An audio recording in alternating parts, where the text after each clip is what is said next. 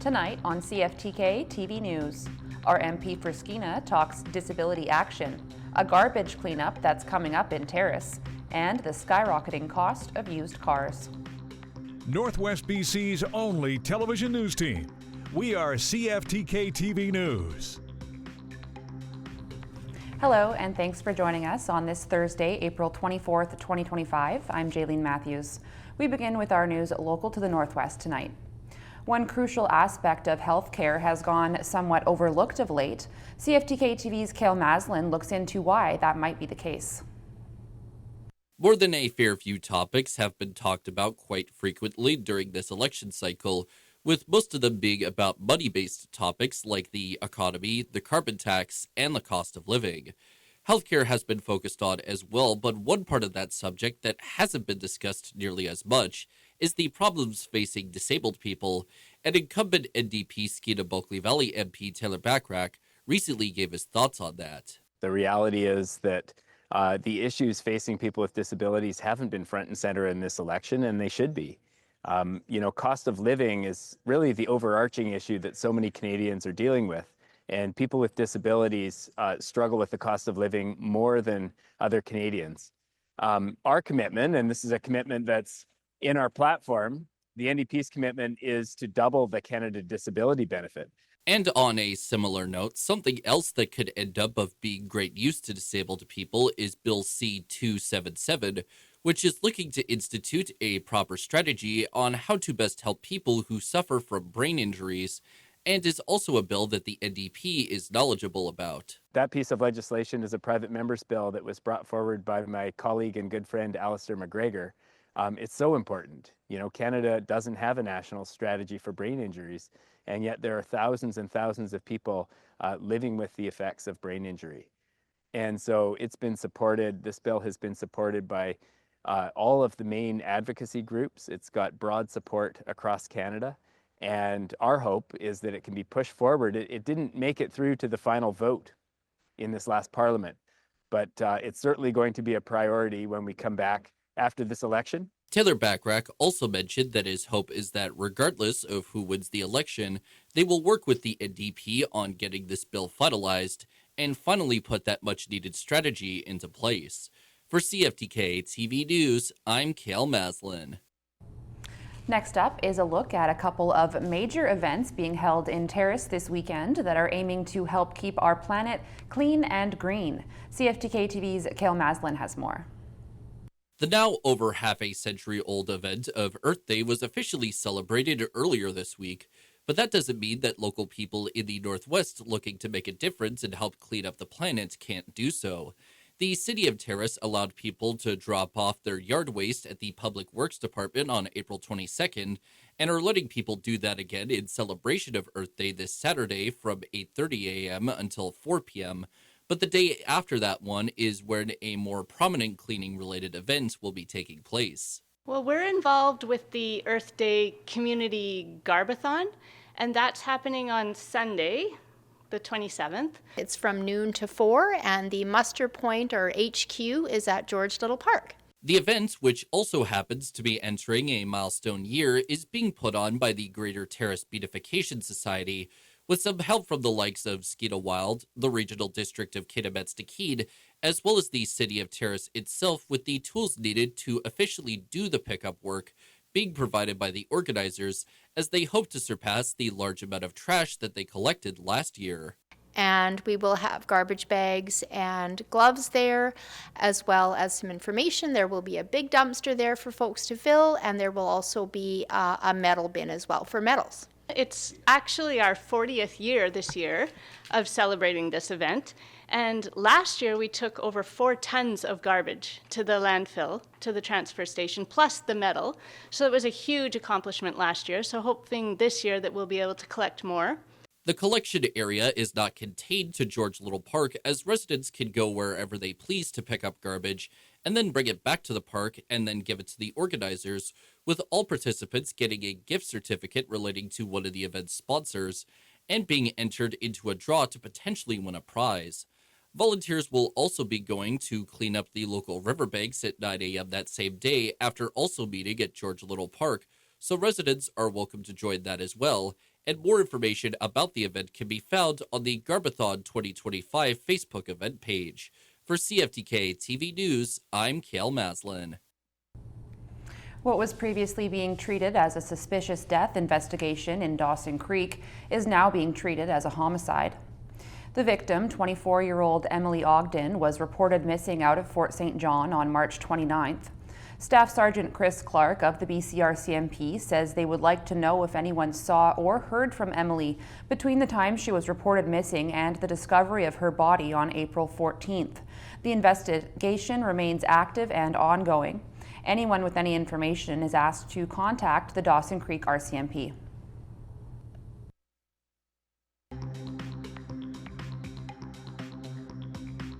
Coming up next, a disturbing assault in Vancouver.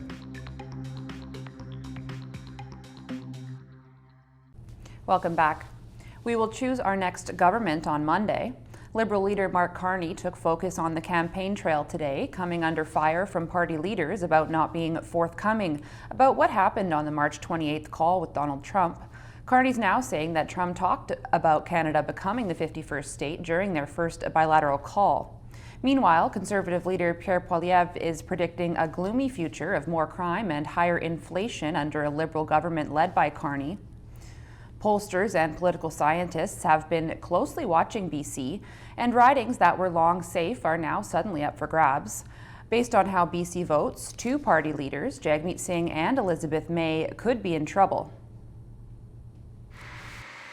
At this Chemainus, BC mill, they're sawing logs and sweating bullets. Not knowing if the tariff is on and off, the logistics of trying to get wood across the border has been brutal. 50,000 people in BC make their living in the forestry industry, an industry already in crisis. Now the tariff war is adding new urgency to adapt. I'm off tomorrow to Vietnam and Cambodia and Malaysia to try and find new markets there as well. We have some existing markets. Can we improve them? It'll be tough, but you never know. He says a reduction in government regulation is at the top of his federal election wish list in a province primed for change. Coming into this vote, a three-way split in BC, 14 Liberal seats, 14 Conservative, 12 NDP, plus 1 Green. But experts believe and polls show the NDP may be in trouble in Metro Vancouver, including Jagmeet Singh's Burnaby Central riding. I think the future of the NDP is at stake here, and not only Mr. Singh's own seat, but a lot of his colleagues. Mark Carney's Liberals and Pierre Poilievre's Conservatives hope to capitalize. On Vancouver Island, where 6 of 7 seats are currently orange, experts say the Liberals are polling better than they have in decades. You have to go back at least 75 years, I think, to see this kind of response for the Liberals on the West Coast. Also hanging in the balance, the future of Green Party co-leader Elizabeth May, the Greens' first ever elected MP in 2011. Given that we really see this extreme level of polarization and if you like, a focusing of support on either the Liberals or the Conservatives, I do think, even in the case of Ms. May, we may see voters they're unwilling to vote for anyone but one of the two frontrunners. Now over to Vancouver, where what was supposed to be a fun trip to the city for one Toronto woman turned nightmarish when she was attacked unprovoked. Here's CTV's Ben Nesbbit. It just felt like he was a predator and I was prey. A trip to Vancouver takes a horrifying twist. He just ran at me to attack me. I've honest to God never seen anything like that. In a TikTok video that's now received millions of views, this 33-year-old Toronto woman named Stephanie says she was walking alone near the entrance to the Stanley Park seawall in Cole Harbour just after midnight last Tuesday when a random man blurted something out to her before launching a completely unprovoked attack. He grabbed me by the back of my jacket and then just slammed me into the ground.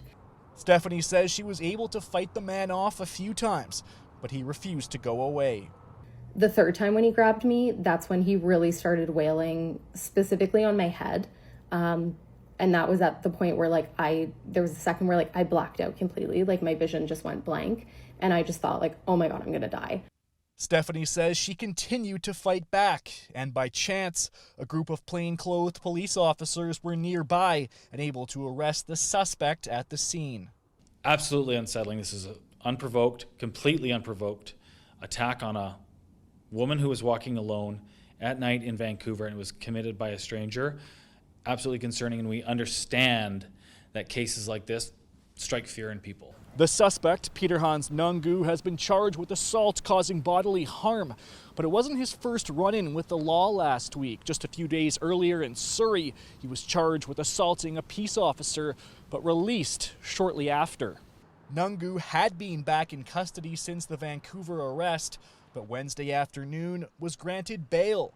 Following the alleged attack, Stephanie was taken to hospital and has since returned to Ontario. He did actually break my nose, so I was just covered in blood from my nose. Nungu is scheduled to be back in court in late May. Ben Nesbbit, CTV News, Vancouver. Turning to the weather, the moon's current phase for today and tonight is a waning crescent phase at 14% illumination. The sun rose at 6:11 a.m. and will set at 8:54 p.m. tonight. Tonight on the north coast, conditions are looking mainly cloudy, a 30% chance of showers before morning and a low of 6 degrees. Over the next few days on the north coast, expect a mix of sun and clouds for the next couple days, becoming cloudier Sunday and then rain on Monday and Tuesday. Temperatures sitting around 10 degrees with overnight lows in the 2 to 5 degree range.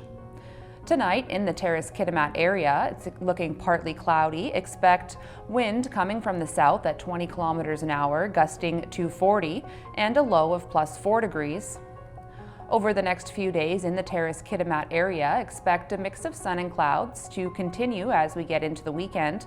Daily temperatures in the 12 to 15 degree range, with overnight lows in the 4 to 6 degree range. In the Bulkley Valley and Lakes District, tonight conditions are looking clear with a low of -4 degrees. Over the next few days in the Bulkley Valley and Lakes District, expect conditions to be mainly sunny tomorrow, then a mix of sun and clouds getting into the weekend. Daily temperatures in the 12 to 15 degree range with overnight lows in the 0 to 4 degree range. Checking your highways around the Northwest now. On Highway 16, there's bridge maintenance and repairs on Haida Gwaii. Watch for utility work, industrial traffic, and pothole repair throughout Highway 16. There's also a geotechnical investigation in Smithers with an eastbound lane closure. On Highway 37, there's avalanche control from Bell 2 to Bob Quinn. Expect 1-hour delays, as well as industrial traffic and road sweeping. On Highway 37A, watch for falling rocks, and on Telegraph Creek Road, there are muddy sections, and the rest area is closed at Burnt Trailer Tanzilla access. And this is what the roads were looking like this afternoon around the region from the view of the province's highway cams.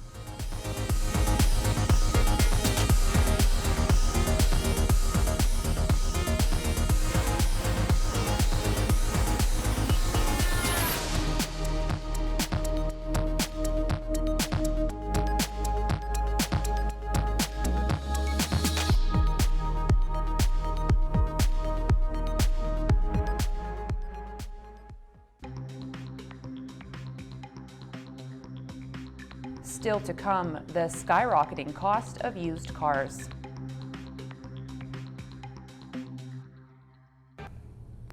Welcome back. As housing, infrastructure, and expansion across the province has been a top priority in recent years, one BC municipality is experiencing some growing pains. CTV's Penny Daflos explains. There's a reason the Okanagan has been a popular getaway from the stressors of big city life for decades. We walk everywhere. But Kelowna is now a bustling urban center in its own right. I feel like it wasn't made to be this big. A building boom is underway here. One of the fastest growing communities in Canada. Fueled in part by remote workers who flocked here during the pandemic. That drove the prices up for everybody here. And so the region is experiencing some growing pains around affordability and homelessness far removed from its more traditional roots. We really are working together to figure out ways to survive as an industry. Niche Winery isn't alone in its struggles. Singed by 2023 wildfires, then shocked by a deep freeze last year that decimated Okanagan orchards and and wineries alike, they want federal leaders to recognize the challenges they face. An investment in farmers is a good investment, and I feel like if we don't have farmers, we don't have food and we don't have wine, and we need all those things. Tourism remains vital to the region, and now some farmers are branching out into accommodations and other side hustles as they try to mitigate crop unpredictability. The local economy is also diversifying. Agritech is definitely an area of focus for us, but we also see clean tech, aerospace, and definitely a cluster around gaming and animation. 32,000 tech workers at 800 companies represent some $5 billion in economic activity in the region, and there's room for more growth. With immigration reform and making it easier to access visas for highly skilled workers that have specific jobs that aren't currently being served by Canadians. As businesses flourish and more people are drawn here, the Okanagan's municipal leaders are struggling to provide key services and are sending a clear message to federal candidates about what they need. Consistent and regular infrastructure funding that allows for municipalities to be able to plan what they're going to look at building into their communities. Since new construction doesn't necessarily equal affordability. I mean, what does BC stand for? Bring cash. Because sunshine and scenery like this now come with a cost. Penny Duffloss, CTV News, Kelowna. Things have been changing quickly in the current economic market, and the automobile industry has been changing rapidly. Used cars are one area where people can expect to pay a bit more. Here's ABC's Nicole D'Antonio. Both new and used car prices are higher than ever before. When supply goes down and demand is high, prices go up. And if there's not enough new cars to go around, used cars will be well sought after. According to Carfax, this spring the surge in used car prices is nearly 2 times compared to this time last year. And the surge in sales is more than twice what we saw last spring. There's a lot of economic uncertainty out there. And I think that's getting a lot of shoppers to act sooner rather than later. If you're in the market for a car, experts say to do your research before you buy. Get a vehicle history report. Make sure you understand the life and the history that this car has had. Has it ever been in an accident? Has it had 1 owner, 2 owners, 3 owners? Know your budget, explore financing options, and be open to different makes and models in your price range. Then take it for a test drive. Many cars look great, but until you get in it and you can hear out how it sounds, you can make sure that you can reach the controls, that you can adjust the seat just the way you want, that the seat is comfortable. All of these elements are crucial for when you're buying a used car. Get an inspection before you buy. Getting an inspection of a used car is very common, and many mechanics know how to do it. But that can save you tens of thousands of dollars of heartbreak if something goes wrong down the road. And be sure to ask questions. Did you drive this car mostly in the city in stop and go traffic? Did you drive it mostly on highways at high speeds? When was the last time you replaced the brakes in this car? When was the last time you replaced the tires on this car? All of this input will help you decide whether or not this car is going to be the right fit for you. Nicole D'Antonio, ABC News, Washington. Turning to the markets now, Canada's main stock index rose more than 250 points in a rally led by base metals, while U.S. stock markets also climbed to close out a third straight day of gains. The Canadian dollar was up slightly. The price of gold was up $54.50. Oil rose 52 cents. Natural gas dropped 6 cents. Aluminum rose by $52. In Toronto, the TSX rose by almost 255 points. The Venture Index rose 15 points. In New York, the Nasdaq rose nearly 458, and the Dow Jones rose by almost 487.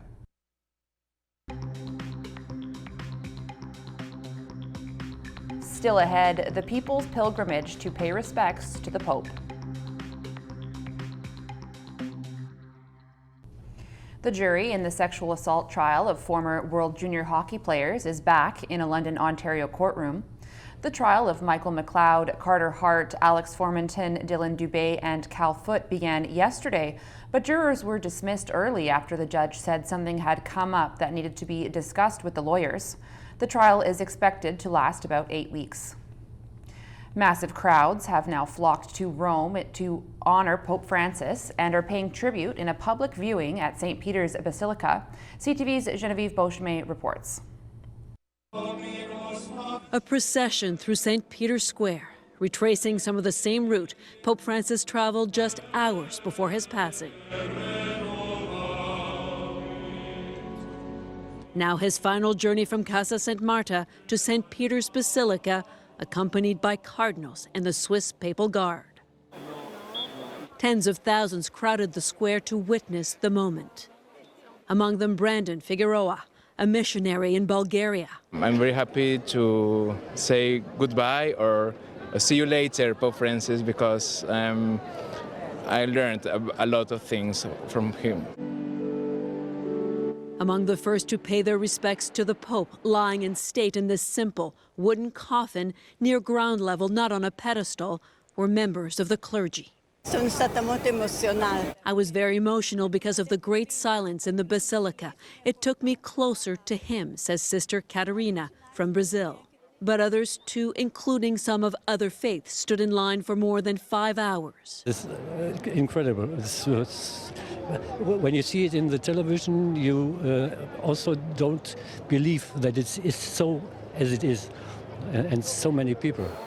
Security has been stepped up and preparations are underway for the funeral Saturday, a moment of tradition and rituals but simplified in accordance with the Pope's wishes. Cardinals from around the world have gathered, including Marc Ouellet from Quebec, who now lives in Rome. Ouellet said he admired Pope Francis for his humility, bravery, and his missionary spirit, something many others here too have come to praise. The public viewing will continue until Friday night, and at that time the casket will be sealed in preparation for the funeral. Here in BC, women's hockey has made a huge leap as Vancouver got its own professional women's team. Here's CTV's Isabella Zavaris. And today, we are so excited because right here in Vancouver, we got a team! A momentous day for hockey in BC. The Professional Women's Hockey League is expanding to Vancouver. And I promise you, it's going to be love at first puck drop. Home ice will be the Pacific Coliseum. The PWHL says coming here to the third largest market in Canada is significant. You've shown a remarkable commitment to growing the game of hockey, and I think the last stat I saw from BC Hockey was the girls and boys registration is just about 50-50, and that's huge. There are now 7 teams in the league, but there's talk Seattle could join, creating a West Coast rivalry. With this team comes more opportunity for the best women's hockey players in the world to continue competing in one league. A league that recognizes how impactful this move is. This is about more than just putting a team on the ice. It's about building meaningful connections with people that inspire the next generation. We can't believe we finally get a team from Vancouver. Greater opportunities for the next wave of hockey players is something Olympian Megan Agosta understands. These women are strong, they're powerful, and those are the girls that we want our young ones to look up to. It's not about the gold medals that I've won, it's about trying to inspire the younger generation to do something special, and today's a start. The team will join the league for the 2025-2026 season. It has yet to announce a name and roster, but it's clear the future of women's hockey is bright, and its next stars could be in this room. Isabella Zavarisi, CTV News, Vancouver. That's our news for now. Thanks for watching.